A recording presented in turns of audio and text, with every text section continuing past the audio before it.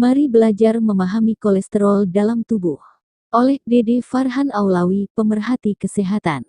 Apa yang terbersit dalam pikiran ketika mendengar istilah kolesterol?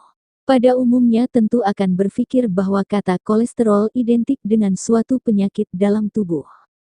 Banyaknya mispersepsi tentang kolesterol ini, mendorong untuk membuat suatu tulisan singkat tentang hal tersebut dan mudah-mudahan bisa dipahami sehingga bisa memberikan manfaat bagi para pembaca.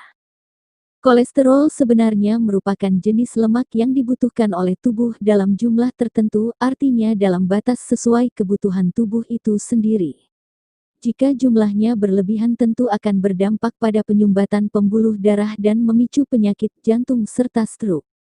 Dengan demikian masyarakat dipandang perlu untuk mengetahui batas kolesterol normal agar ada upaya untuk menjaganya sehingga tidak berdampak buruk bagi kesehatan.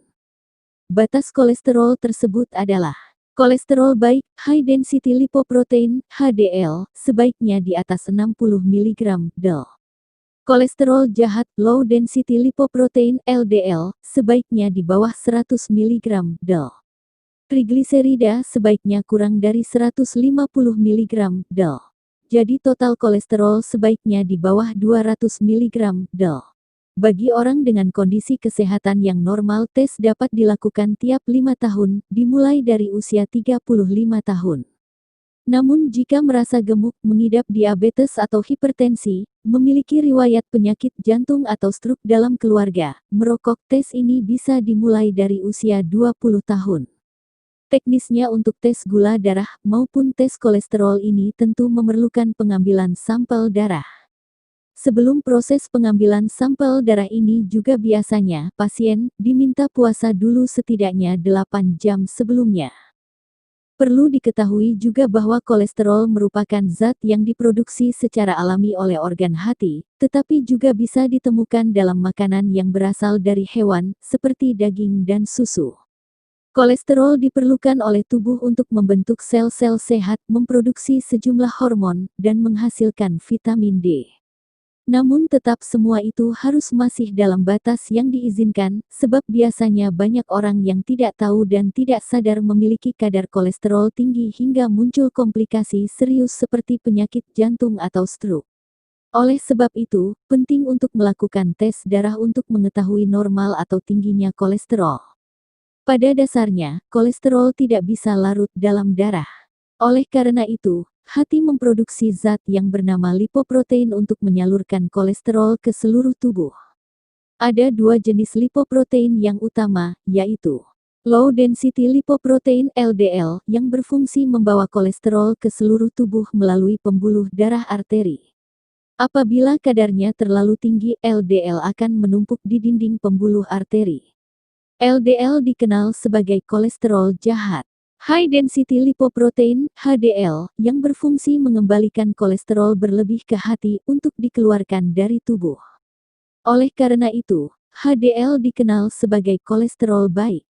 Selain dua jenis kolesterol di atas, ada pula jenis lemak lain yang disebut trigliserida yang sering kali ikut diperiksa. Berbeda dari kolesterol yang diperlukan tubuh untuk membentuk sel dan sejumlah hormon, trigliserida digunakan sebagai sumber tenaga. Trigliserida terbentuk ketika tubuh mengubah sisa kalori yang tidak terpakai oleh tubuh.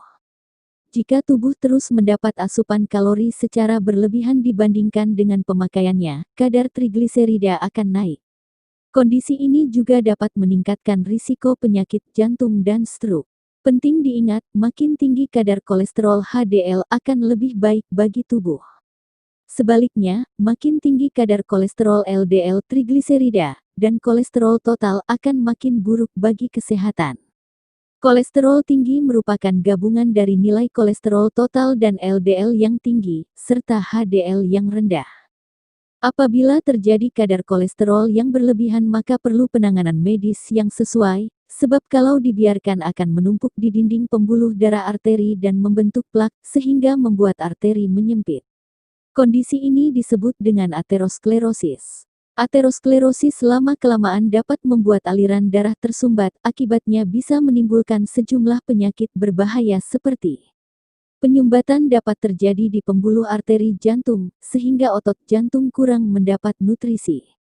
Serangan jantung dapat terjadi ketika aliran darah ke jantung tersumbat total. Stroke dapat terjadi ketika aliran darah ke otak tersumbat. Penyakit arteri perifer dapat terjadi ketika aliran darah ke tungkai tersumbat. Hiperkolesterolemia atau kolesterol tinggi dapat dipicu oleh gaya hidup yang tidak sehat, penyakit yang diderita, dan keturunan. Konsumsi makanan tinggi kolesterol dan lemak jenuh dapat menyebabkan kolesterol tinggi. Contoh makanan tersebut adalah gorengan, susu full cream, kulit ayam, dan jeroan. Kebiasaan lain yang dapat meningkatkan kadar kolesterol adalah kurang berolahraga dan merokok. Sementara itu, penderita obesitas, diabetes, dan hipotiroidisme rentan menderita kolesterol tinggi. Kolesterol tinggi juga dapat dipicu oleh perubahan atau mutasi sejumlah gen yang diturunkan dari kedua orang tua. Mutasi gen ini membuat tubuh tidak bisa membuang kolesterol dari dalam darah. Namun, kolesterol tinggi akibat faktor genetik lebih jarang terjadi bila dibandingkan dengan dua faktor sebelumnya. Kolesterol tinggi dapat diturunkan dengan menjalani gaya hidup sehat, seperti berolahraga secara teratur dapat membantu menaikkan kadar HDL dan mencegah serangan jantung. Lakukan olahraga ringan minimal 30 menit dalam sehari, seperti jogging, bersepeda, berenang, atau senam aerobik. Jangan lupa juga untuk menerapkan pola makan yang sehat untuk mempertahankan kadar kolesterol tetap normal. Hindari memasak makanan dengan cara digoreng. Sebagai alternatif, olah makanan dengan cara dipanggang, direbus, atau dikukus. Atau dengan memperbanyak konsumsi makanan tinggi serat seperti buah dan sayuran. Hindari konsumsi daging merah, jeroan, kuning telur, susu full cream, keju, serta makanan ringan seperti kue dan biskuit. Sebagai gantinya, perbanyak konsumsi ikan dan makanan dengan kandungan omega 3, seperti alpukat dan kacang-kacangan. Lalu terkait dengan HDL yang berfungsi untuk membersihkan kelebihan kolesterol yang berbahaya di dalam darah dan membawanya kembali ke hati untuk dikeluarkan dari tubuh. Oleh karena itu, HDL, High Density Lipoprotein, disebut sebagai kolesterol baik.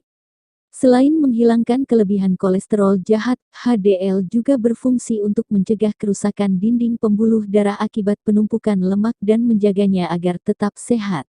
Tak heran jika kadar kolesterol yang satu ini justru perlu ditingkatkan. Kadar HDL sangat disarankan untuk lebih tinggi dari kadar LDL kolesterol jahat dan trigliserida, lemak dalam darah. Hal ini dapat melindungi dari banyak penyakit, termasuk aterosklerosis, penyakit jantung. Menjaga pola hidup sehat merupakan kunci untuk meningkatkan kadar HDL atau kolesterol baik. Efek yang ditimbulkan tidak hanya itu, tapi juga kesehatan fisik dan psikis yang menyeluruh. Jadi, sebaiknya jangan tunda dan ubah gaya hidup mulai sekarang. Namun, jika sudah diketahui memiliki kadar kolesterol yang tinggi atau faktor risiko terhadap penyakit jantung dan diabetes, misalnya obesitas atau adanya riwayat penyakit ini dalam keluarga, pemeriksaan ke dokter perlu dilakukan lebih sering.